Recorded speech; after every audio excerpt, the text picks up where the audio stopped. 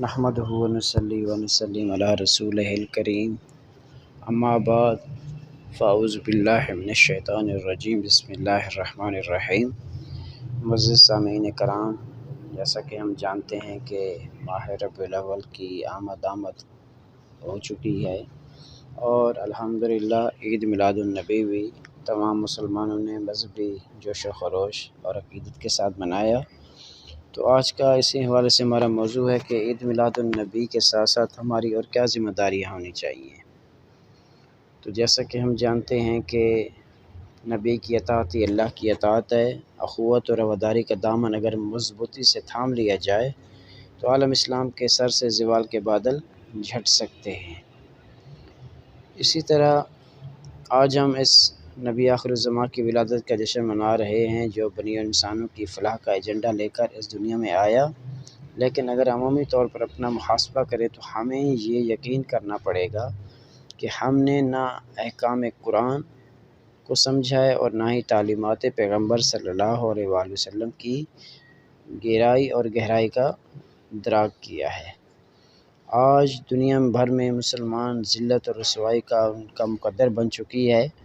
کیا ہمیں اس کے اسباب پر غور نہیں کرنا چاہیے؟ اور اگر غور کرنا چاہیے تو وہ کون سا وقت آئے گا کہ ہم اپنی پسپائی، ذلت و رسوائی اور پسماندگی کے اسباب کا پتہ لگائیں اور ان کے سدباب کی کوشش کریں؟ تو بے شک جدید تعلیم سے دوری مسلمانوں کی پسماندگی کا ایک سب سے بڑا سبب ہے، لیکن صرف یہ واحد سبب ہی نہیں بلکہ اس کے کئی اور بڑے بڑے اہم اور واضح اسباب مسلمانوں کی ذلت اور رسوائی کے ہیں۔ اول، قرآن و سنت کو فراموش کر دینا۔ دوسرا، مسلمانوں کے مسلکی اختلافات۔ تیسرا، حکم قرآنی اور سنت خاتم النبیین کا تقاضا ہے کہ امت محمدی کی وحدت اور اتحاد کے لیے کام کیا جائے، اور موجودہ پرفتن اور سنگین حالات میں پیغمبر گرامی کی سیرت سے درس لیتے ہوئے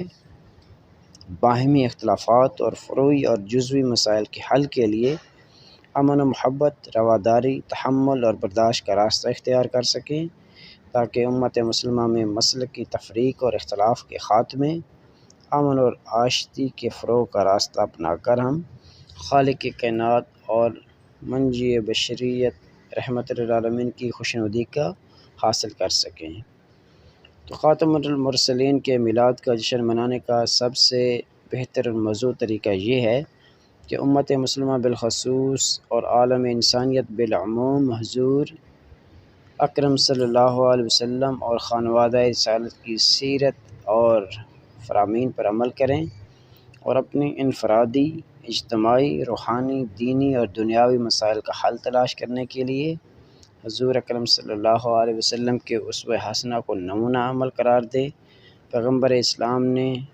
اپنی سیرت عالیہ کی شکل میں عمل کے لیے جو اثاثہ ہمارے لیے چھوڑا ہے، اس پر صحیح معنوں میں عمل کرنا ہی ہمارے لیے باعث نجات ہے۔ تو قرآنی تعلیمات اور اسلام کی عملی تعبیر کے لیے ہمیں سیرت رسول صلی اللہ علیہ وآلہ وسلم سے استفادہ کرنا ہوگا۔ بدقسمتی سے امت مسلمہ عملی طور پر ان تعلیمات پر عمل پیرا نہیں ہے، جس کی وجہ سے مسلسل مصائب اور آلام میں مبتلا ہے۔ یہی موقع ہے کہ تمام مسالک اور مکاتب فکر کے مابین وحدت و یگانگت اور فرقہ وارانہ ہم آہنگی کے فروغ کے لیے مشترکہ پروگرامز اور اجتماعات منعقد کیے جائیں۔ اسلام کے تمام مسالک میں سینکڑوں مشترکات موجود ہیں، جن کو بنیاد بنا کر معمولی اور جزوی نوعیت کے اختلافی مسائل کو پس پش ڈال کر امت مسلمہ کی وحدت کو قائم کیا جا سکتا ہے۔ تو اس لیے صرف ہمیں چاہیے کہ ہم رسول اللہ صلی اللہ علیہ وآلہ وسلم کی سیرت کو اپناتے ہوئے، ان پر عمل کرتے ہوئے تمام جو جزوی اور فروعی مسائل اور اختلافات ہیں ان کو پس پش ڈال کر امت مسلمہ کے وحدت ہونے کے، ایک ہونے کے لیے کام کیا جائے، اور آپ صلی اللہ علیہ وآلہ وسلم کی تعلیمات پر، آپ کی اسوہ حسنہ پر عمل پیرا ہوں، تاکہ ہماری دنیا